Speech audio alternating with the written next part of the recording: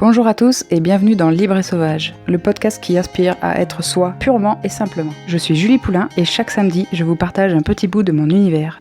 Aujourd'hui, il est plus que temps que je vous parle de mes projets, de ce que je veux créer dans le monde, de ce qui m'anime profondément. Mais avant cela, j'aimerais vous donner un peu la genèse de comment toutes ces choses se sont alignées pour devenir assez claires dans ma tête au fil des années. Depuis que j'ai quitté mon job salarié en 2016 et que je me suis lancée dans l'entrepreneuriat, j'ai cette envie et ce désir profond d'aider les autres et d'accompagner au changement. Tout le travail que j'ai fait et que je continue de faire en développement personnel m'a apporté tellement qu'en fait, j'ai juste envie que tout le monde puisse vivre ce genre de choses. Que tout le monde puisse vivre sa vie en étant pleinement dans la réalisation de ses rêves, pleinement aligné avec ses valeurs, dans la joie, dans la bonne humeur, dans la motivation aussi de créer des choses et vraiment de vivre sa vie en mode actif et pas juste en mode passif, en se laissant balloter par les événements de la vie, par les décisions de quelqu'un d'autre, un employeur, un conjoint ou encore un parent. Créer une vie finalement qui nous ressemble pleinement et qu'on kiffe chaque jour. Ce qui m'avait personnellement beaucoup aidé quand j'avais fait mon premier programme de coaching, c'était le groupe de soutien qu'on s'était créé avec d'autres participants. Bien sûr, le programme en lui-même et ce que le coach nous enseignait était d'une grande valeur et ça a aussi joué un rôle très très important. Mais honnêtement, je pense que si j'avais fait le programme toute seule, j'aurais pas eu les mêmes résultats du tout. Et cette première expérience pour moi a été très marquante par rapport à ça justement, où je me suis dit ok,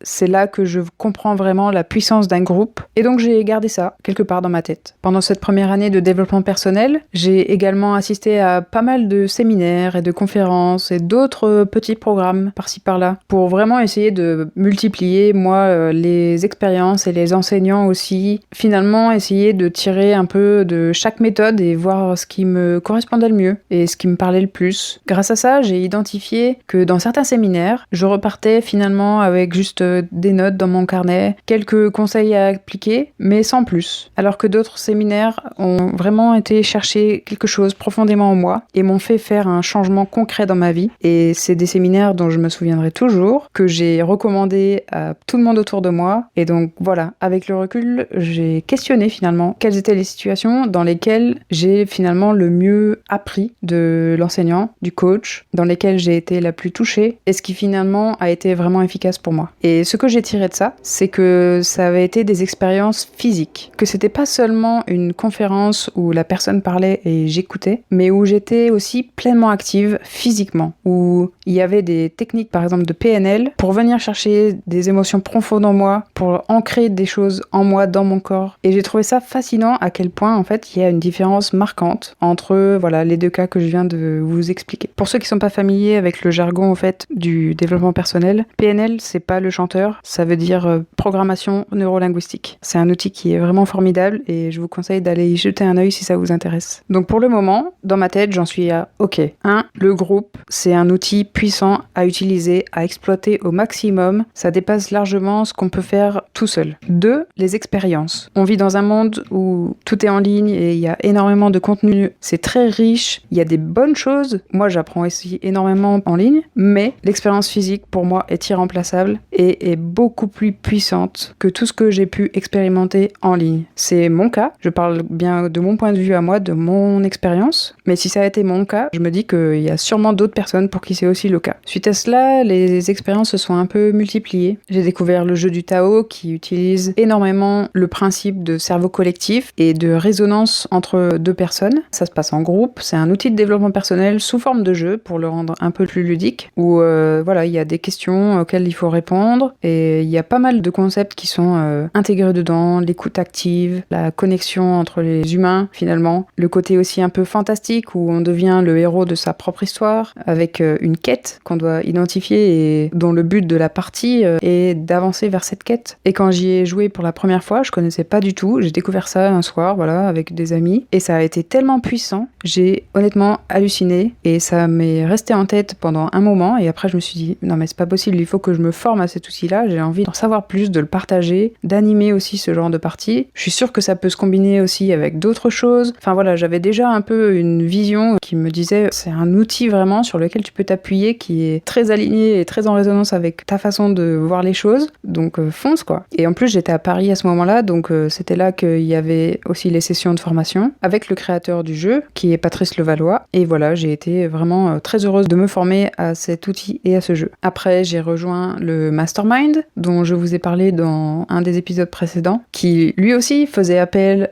au groupe, parce que voilà, le système de Mastermind, c'est un groupe qui s'entraide, souvent dans l'entrepreneuriat d'ailleurs, où voilà, le but c'est vraiment que chacun puisse venir avec son problème et que, encore une fois, le système de cerveau collectif agisse et que tout le monde se penche sur la situation d'une personne pour l'aider vraiment au maximum à avancer et à débloquer ce qui peut l'entraver sur le moment en fait. Que ce soit un problème très concret ou bien un problème de mindset, de croyance, de peur, de doute. Et en plus de ça, ce mastermind, pour moi, était couplé avec une retraite physique en Guadeloupe. Donc c'était vraiment les 2 points que je vous ai présentés jusqu'à présent, qui sont le groupe et l'expérience physique. Donc voilà, tout ça réuni, j'ai pu expérimenter ça pour la première fois et ça a été effectivement très fort. J'ai vu quel mécanisme pouvait agir et j'ai trouvé ça très très intéressant. Alors voilà, ma théorie ou mon ressenti était en train de se confirmer. Et suite à cela, je suis partie en voyage et comme je vous ai raconté dans les premiers épisodes de podcast, j'ai d'abord juste voyagé sans forcément aller dans des communautés ou faire de volontariat ou des choses comme ça. J'étais vraiment seule sur ma route et c'est au Cambodge où j'ai fait pour la première fois du volontariat. Et cette expérience a été aussi, et ça je m'y attendais pas, une très forte expérience de groupe justement, de dynamique entre les personnes et avec une couche supplémentaire qui a été aussi la force du lieu, le pouvoir vraiment de l'environnement dans lequel on se trouve, parce que là-bas, à cette ferme-là, on était isolés de tout finalement. La ville la plus proche était à 20 km, il y avait un village pas loin mais il y avait vraiment 3 fois rien dedans. On baignait littéralement dans la nature, on avait une vue imprenable depuis le 2e étage sur le coucher et le lever du soleil, les montagnes, enfin bref, tous les volontaires de toute manière qui venaient faisaient que complimenter aussi l'endroit lui-même. Et moi je me suis vraiment rendu compte que c'était propice au développement personnel, au bien-être, au questionnement de soi, enfin bref, à plein de choses, sans oublier le partage, parce que finalement on passait vraiment tout notre temps ensemble, comme on était isolés, comme sur une île. Et là, tenez-vous bien, c'est rajouté du coup une 4e chose pour moi, le côté communautaire, l'aspect vraiment de vivre ensemble, de passer beaucoup de temps ensemble, plus en tout cas que dans un séminaire ou une conférence. Là vraiment, on a le temps d'apprendre à se connaître, de s'ouvrir plus d'ailleurs aussi, de montrer plus ses émotions, son caractère, de se montrer vulnérable. Donc pour récapituler, pour le moment, on a 1. Le groupe, 2. L'expérience physique, 3. Le lieu, 4. La communauté. Et là, on commence à voir un projet se dessiner, mais j'ai pas encore fini. Suite à cela, j'ai continué mon voyage en Inde. J'ai pas encore fait l'épisode sur l'Inde, mais ça viendra très prochainement, ne vous inquiétez pas. En tout cas, je vais vous raconter brièvement les expériences que j'ai eues là-bas qui sont venues enrichir mon projet. Je suis notamment allée faire une petite retraite dans le village de Ravandhur à Anahata Healing Center. J'ai eu des discussions passionnantes et profondément touchantes avec Kiran, le créateur de ce lieu. Et là-bas, voilà, j'étais dans un cadre, encore une fois, qui était magnifique, au bord d'un lac. J'étais nourrie avec des repas qui étaient délicieux et ayurvédiques, donc remplis de bonnes choses pour mon corps. Et la particularité de ce lieu, c'est qu'il accueille chaque jour des enfants qui sont, on va dire, handicapés, ou du moins qui ne rentrent pas dans le système classique. Et paraît que là-bas, c'est vraiment un énorme tabou, encore plus qu'en France, et que les gens les cachent en fait dans leur maison, que du coup, ces personnes-là sont recluses et isolées totalement du reste de la société. Quand c'est des enfants, ils vont pas à l'école, quand c'est des adultes, ils vont pas travailler. Et finalement, ça les aide pas. Donc Kiran, ce qu'il a souhaité faire, c'est justement leur accorder leur place, leur créer un endroit où ils peuvent aussi venir, jouer, partager, échanger, apprendre. Et donc chaque jour, il leur fait une sorte d'école où chacun avance à son rythme et où ils peuvent aussi bénéficier des mêmes choses dont moi aussi j'ai bénéficié, que je viens de citer. Et j'ai adoré passer des moments avec eux. Ils me faisaient rire, mais tellement. Il y avait une adolescente qui était vraiment adorable et qui voulait tout le temps que je lui écrive dans son cahier des phrases en anglais pour qu'elle les recopie. Et elle était juste tellement touchante. Et un jour, je lui ai écrit en anglais « Je suis la meilleure prof de yoga d'Inde ». Et c'est Kiran qui m'avait expliqué que c'était son rêve en fait. Elle voulait devenir prof de yoga. Et donc je lui ai écrit ça dans son carnet. Et quand elle a lu la phrase, vraiment, je me souviens encore de son visage, mais il s'est illuminé. Elle était à la moitié gênée et en même temps tellement heureuse. Ce que Kiran a créé, c'est vraiment spécial. Et en discutant avec lui, il m'a rappelé en fait aussi l'importance de faire quelque chose qui est utile aussi pour le monde, qui sert le bien, qui aide les autres. Donc à mon projet se rajoute une 5e dimension qu'on pourrait appeler éco-responsable. Par la suite, j'ai fait du couchsurfing une nouvelle fois à Goa, dans une communauté où j'ai pu loger gratuitement, dans une tente qui était sur le terrain et où il y avait donc d'autres voyageurs qui étaient également présents, en plus des créateurs du projet. J'y suis pas restée très longtemps parce que la raison principale pour laquelle j'étais à Goa, c'était pour me faire tatouer. Donc en fait,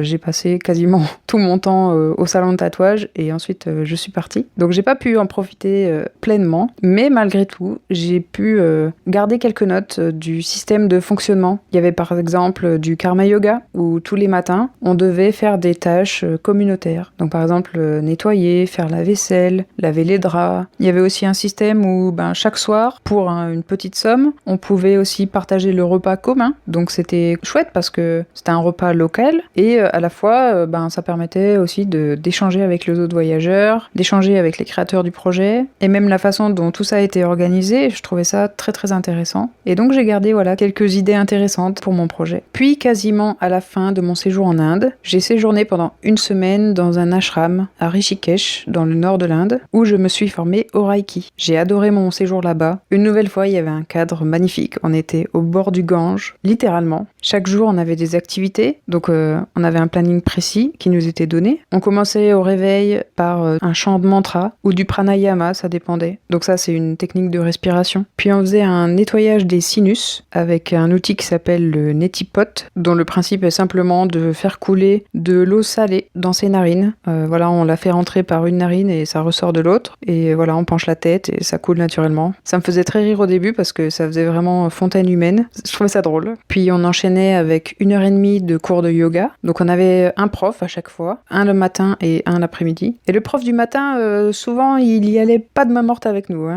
Je pense qu'il voulait vraiment nous réveiller. Ensuite, une fois que le yoga était terminé, on enchaînait avec le petit déjeuner. Repas, encore une fois, typique local et ayurvédique. Ensuite, on avait un temps libre. Pendant ce temps-là, ça arrivait aussi qu'on ait des massages, par exemple, pour ceux qui prenaient l'option massage ou moi, j'avais mes cours de Reiki. J'ai fait le package complet tant qu'à faire.